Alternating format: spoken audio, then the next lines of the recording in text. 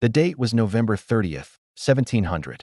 An 18-year-old king stood in a howling blizzard, watching an army 4 times larger than his own dig entrenchments across the frozen landscape. 40,000 Russian soldiers surrounded the fortress of Narva, their siege lines stretching for miles.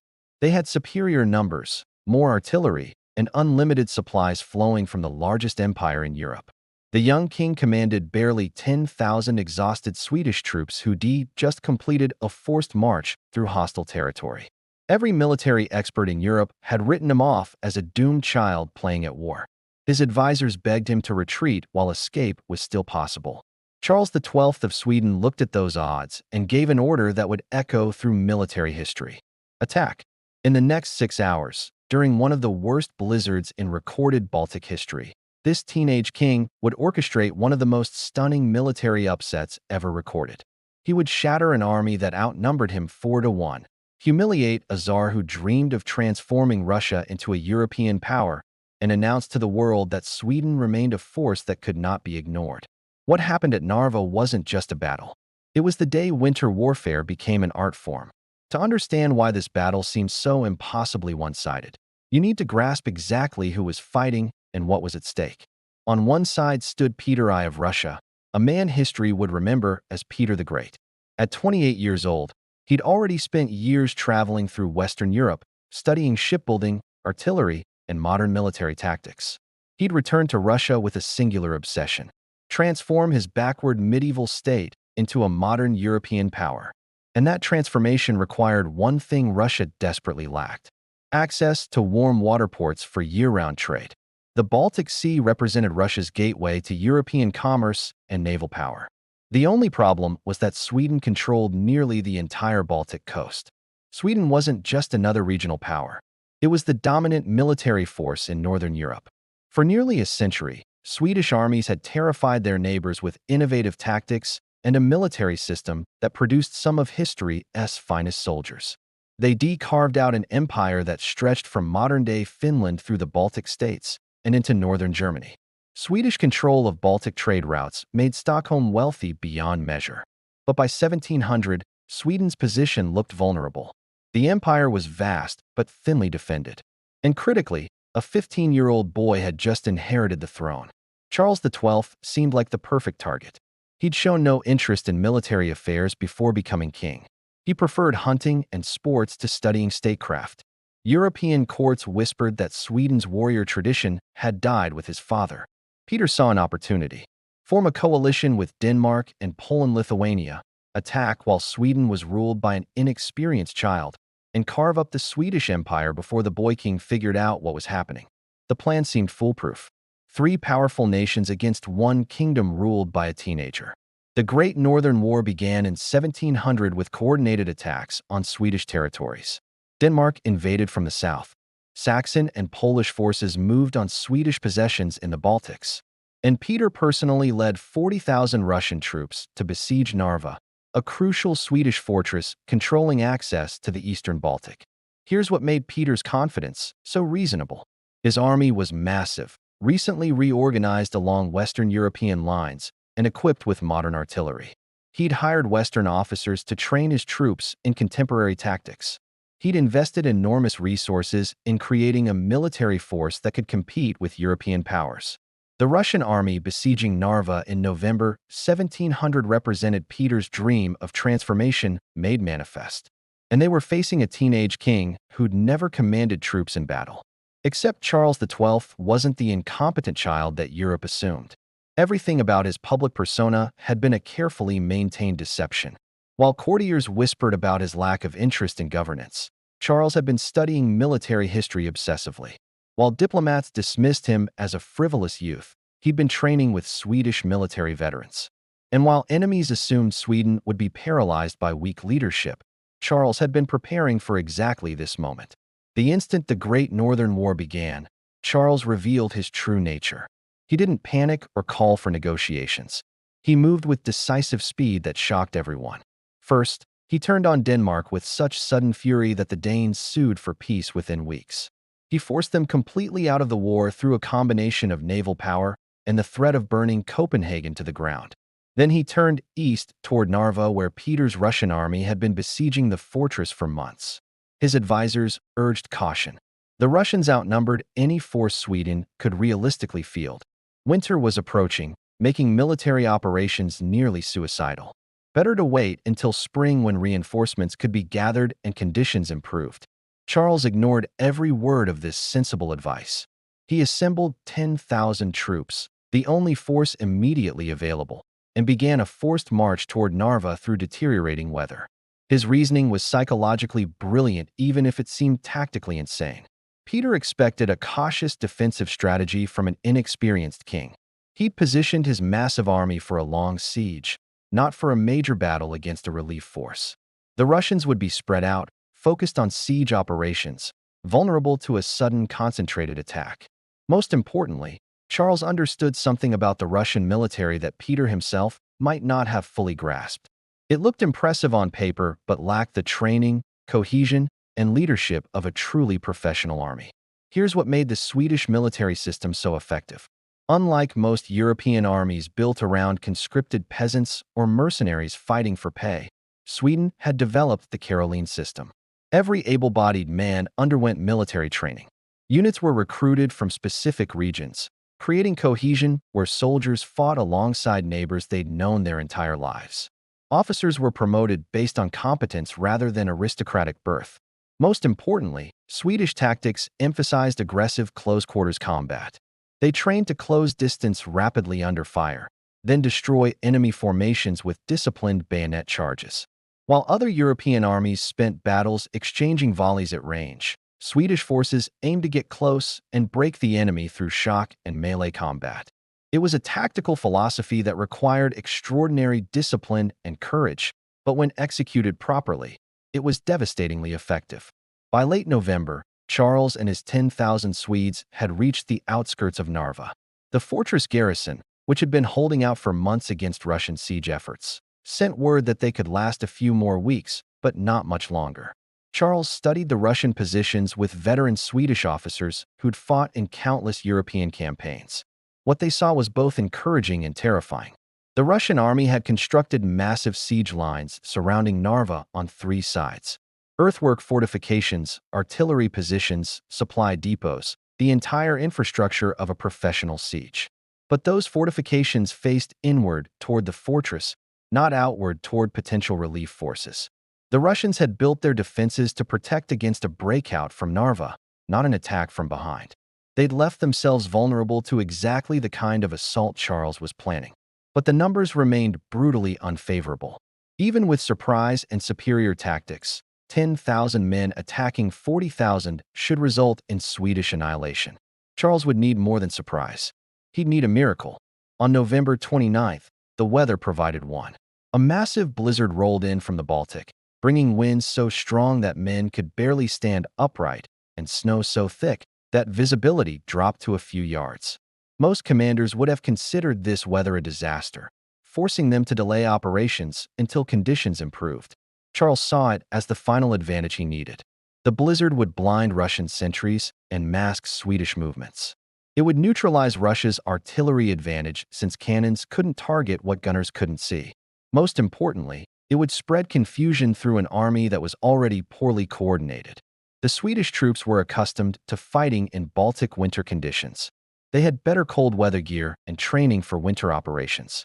What was a nightmare scenario for most armies was exactly the environment where Swedish advantages became most pronounced. Charles called his officers together and laid out a plan so audacious that several veterans initially thought he was joking. They would attack the next day, November 30th, directly into the center of the Russian siege lines. No preliminary artillery bombardment to announce their intentions. No elaborate maneuvers to probe for weaknesses. Just a straightforward assault designed to punch through Russian fortifications, split their army in half, and defeat both separated wings before they could organize a coordinated response. It was the kind of plan that only worked if everything went perfectly. And nothing in warfare ever goes perfectly. But Charles had one final advantage that his officers recognized even if Europe's military experts didn't. He was 18 years old and genuinely believed he was invincible. That confidence, completely unjustified by experience but absolute in its conviction, would prove more valuable than 1,000 additional soldiers. November 30th dawned without actually dawning. The blizzard that had rolled in the previous day intensified overnight, turning morning into a gray twilight where snow fell so thick that soldiers couldn't see their own hands extended at arm's length. Winds howled across the frozen landscape with such force that tents collapsed and fires were extinguished almost as quickly as they could be lit.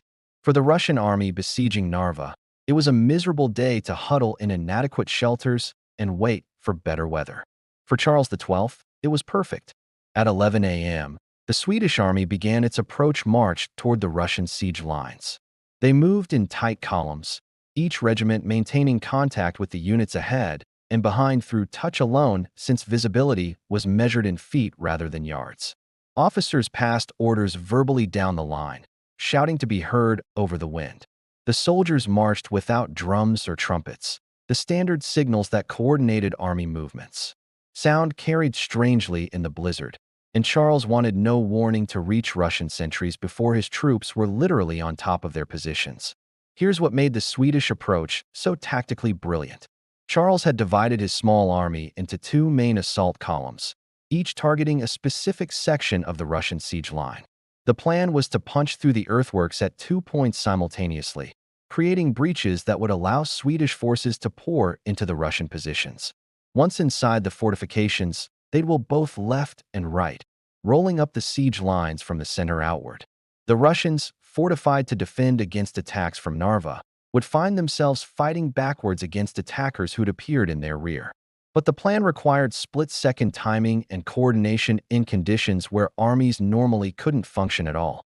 Any breakdown in communication, any unit getting lost in the blizzard, and the attack would dissolve into chaos. The first Russian sentries didn't realize they were under attack until Swedish bayonets were already among them. One moment they were huddled against the storm. The next they were fighting for their lives against soldiers who emerged from the snow like ghosts. The sentries managed to fire a few panic shots before being overwhelmed, but those shots were swallowed by the wind. Deeper in the Russian camp, officers heard nothing unusual, just the constant roar of the blizzard. The Swedish assault columns hit the main Russian earthworks at approximately 1 p.m.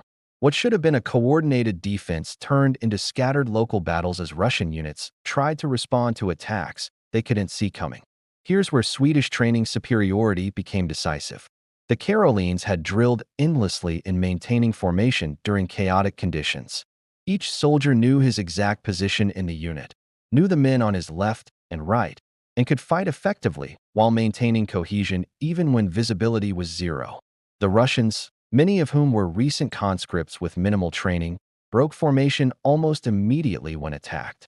Individual courage didn't matter when units couldn't coordinate their defense. The Swedish breakthrough happened faster than anyone, including Charles, had dared hope. Within 30 minutes, both assault columns had punched through the Russian earthworks and were inside the siege lines. Swedish officers immediately began the next phase of the plan, wheeling their units to attack along the interior of the fortifications. Russian defenders found themselves fighting an enemy that was already behind their defenses, rolling up positions that were designed to face the opposite direction. The psychological impact was catastrophic. Russian soldiers who'd been expecting a quiet day waiting out the storm suddenly found themselves in desperate close-quarters combat against an enemy that seemed to be everywhere at once. Panic began spreading through the Russian ranks faster than officers could contain it. But here's what Charles and his commanders hadn't fully anticipated.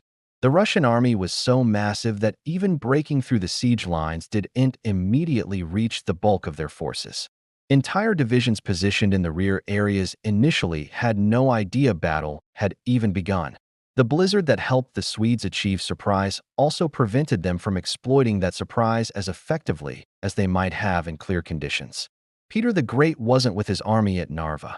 He'd left for Novgorod a few days earlier, officially to coordinate supplies, but possibly because he sensed the siege was becoming precarious.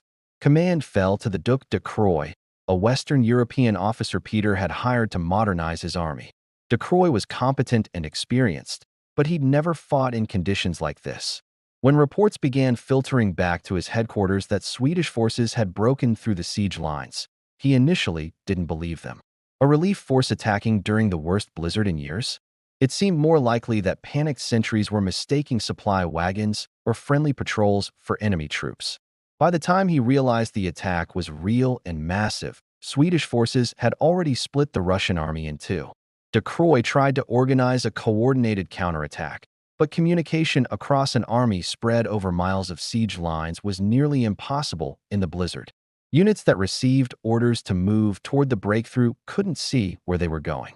Officers trying to coordinate multiple divisions couldn't even locate their own subordinates. Meanwhile, Charles was living his moment of glory. The teenage king fought in the front ranks alongside his soldiers, completely disregarding every principle of command that said commanders should stay back where they could coordinate operations.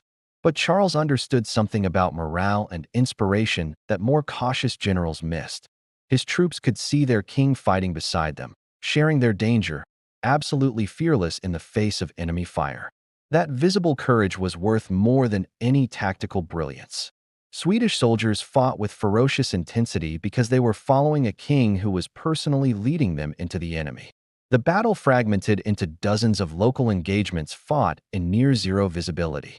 Swedish units maintained cohesion through discipline and training, systematically clearing Russian positions section by section. Russian units tried to mount counterattacks, but struggled to coordinate in the chaos. The blizzard that had enabled the Swedish assault now worked against both sides, but the Swedes had adapted to fighting blind while the Russians were still trying to understand what was happening. Here's where Russian numerical superiority should have become decisive. Even with breakthrough and surprise, 10,000 attackers penetrating into an army of 40,000 should eventually be surrounded and destroyed. But something unexpected happened that tilted the mathematical balance. Large sections of the Russian army began surrendering, not because they were defeated in combat, but because they were isolated, confused, and terrified. Units cut off from higher command faced the choice of fighting to the death against an enemy they couldn't see or laying down their weapons and hoping for mercy. Thousands chose surrender. The Swedish breakthrough in the center had created such chaos that entire Russian divisions effectively ceased to function as military units. They weren't destroyed through combat. They simply dissolved as soldiers decided survival was more important than fighting a battle that seemed already lost. By mid-afternoon, the Russian army had fractured into two main groups trapped on either side of the Swedish breakthrough. De Croix tried desperately to organize these separated wings into something resembling a coordinated defense, but it was hopeless. Russian officers couldn't find their units. Units that did organize defensive positions found themselves attacked from unexpected directions. And critically, Russian artillery, which should have been their greatest advantage, was almost completely useless. Cannons couldn't be aimed at enemies you couldn't see. Gun crews abandoned their weapons rather than stand exposed on artillery platforms, while Swedish infantry charged through the blizzard. Charles recognized that he'd achieved something remarkable, but also incredibly precarious. His forces had split a much larger army and caused mass panic, but they were now deep inside enemy positions, outnumbered, and vulnerable to counterattack if the Russians could organize themselves. The next few hours would determine whether this bold gamble resulted in victory or catastrophic defeat. The Swedish king made another decision that violated conventional military wisdom. Instead of consolidating his position and defending the breakthrough, he ordered his forces to keep attacking. Drive toward the Russian command posts, capture supplies and artillery, give the enemy no time to recover. It was exhausting, brutal work. Swedish soldiers had been marching and fighting for hours in sub-zero temperatures. But they pressed forward with relentless aggression, rolling up Russian positions faster than defenders could organize resistance. Here's what made this continuous pressure so devastating. De Croix was trying to coordinate a defense, but every minute brought new reports of Swedish advances. Russian positions he'd counted on for defensive anchors were being overrun. Supply depots were burning. Artillery parks were captured. The army he was supposed to command was disintegrating faster than he could receive information about its status. By late afternoon, the Russian position had become untenable. The northern wing of their army, completely cut off from the rest of their forces, began a chaotic retreat across the frozen Narva River. Some units maintained discipline and withdrew in good order. Others simply fled in panic, abandoning weapons and equipment. The southern wing tried to hold defensive positions but faced the same problem that had plagued Russian forces all day. They couldn't coordinate effectively when they couldn't see more than a few yards. Swedish units probed for weaknesses, found them, and exploited them before Russian commanders could respond. As darkness approached, the blizzard finally began to ease. Visibility improved from a few yards to dozens of yards, then hundreds. But that improvement came too late for the Russian army. With better visibility, the full scale of their disaster became apparent.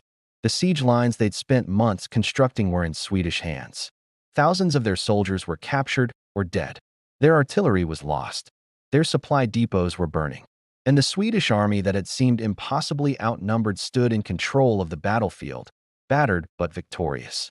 As night fell on November 30th, 1700, the Duc de Croix faced the most humiliating decision of his military career. His army was shattered. Units were scattered across miles of frozen terrain with no coherent command structure. The northern wing had fled across the river. The southern wing was surrounded and cut off from any hope of relief. He still commanded tens of thousands of soldiers, but they were demoralized, disorganized, and leaderless. Continuing to fight would accomplish nothing except getting more men killed.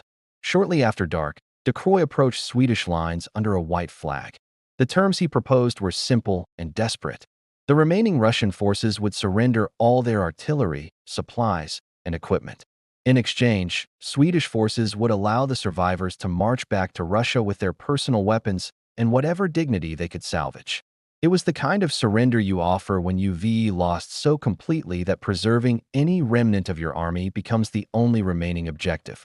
Charles XII, exhausted from hours of combat but exhilarated by victory, accepted the terms. Not out of mercy, but out of practical calculation. His 10,000 Swedes had just fought a battle against an army 4 times their size. They were exhausted, running low on ammunition, and in no condition to continue offensive operations. They'd captured more prisoners than they could possibly guard.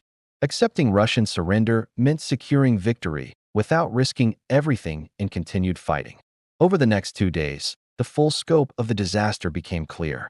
The Russian army that had confidently besieged Narva for months straggled back toward their own territory in complete disarray.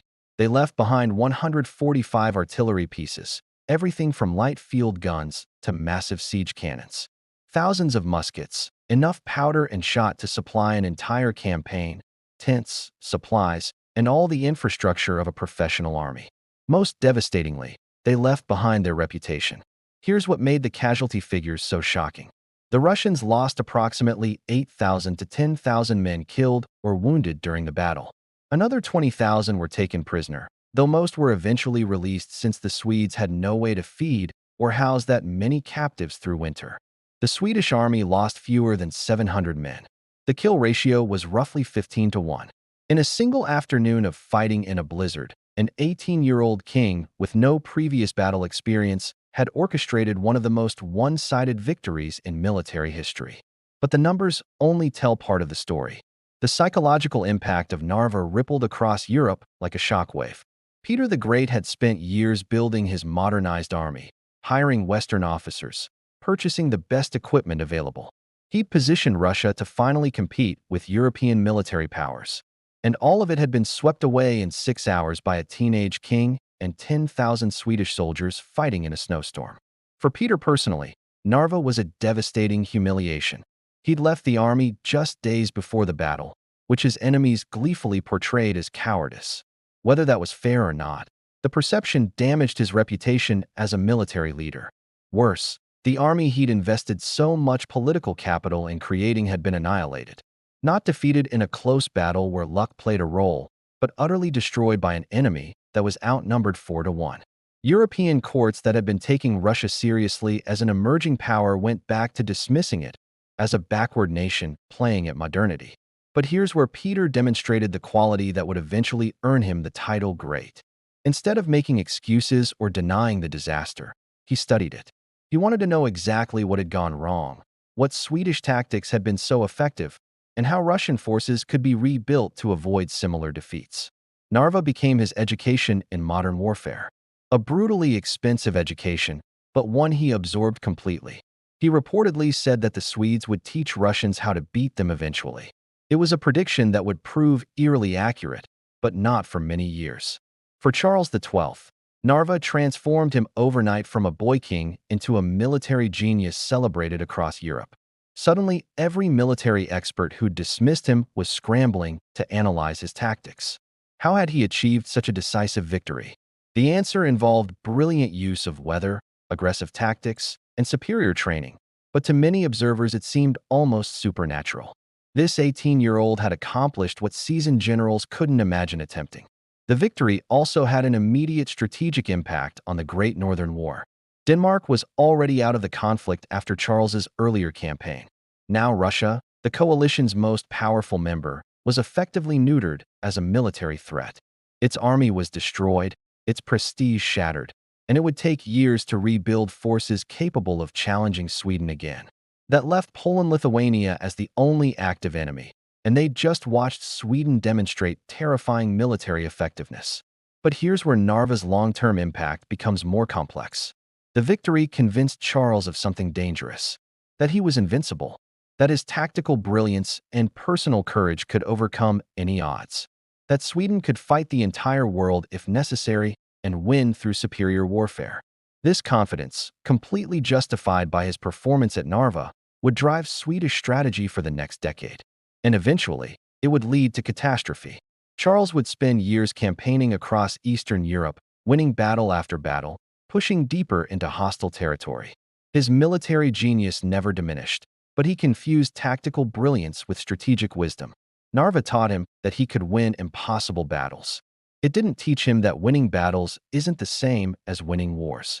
The immediate aftermath of Narva saw Sweden reach the peak of its power as a Baltic empire. With Russia humiliated and Denmark neutralized, Charles could focus on defeating Poland-Lithuania and consolidating Swedish dominance. For several years, it seemed like the Great Northern War would end with complete Swedish victory. But Peter the Great was learning. He rebuilt his army using Swedish tactics as a template. He studied what had gone wrong at Narva and systematically addressed every weakness. He hired better officers, improved training programs, and developed logistics systems that could keep armies supplied during long campaigns. Most importantly, he learned patience. He avoided direct confrontation with Swedish forces until he was confident his reformed army could compete. The rematch between Charles and Peter would come 9 years later at Poltava in 1709. And there, the lessons Peter learned from defeat at Narva would finally pay off. But even considering the ultimate outcome of the Great Northern War, Narva remains one of history's most remarkable military achievements. Charles XII, with minimal experience and vastly inferior numbers, had identified exactly the right moment to attack, exploited weather conditions that most commanders would consider prohibitive, and executed a battle plan that required perfect timing and coordination. He'd done everything a military genius is supposed to do. The battle demonstrated several principles that would influence warfare for generations. First, numerical superiority means nothing if the larger force can't coordinate effectively. The Russian army at Narva was 4 times larger than the Swedish force, but that advantage evaporated when the blizzard prevented communication and coordination.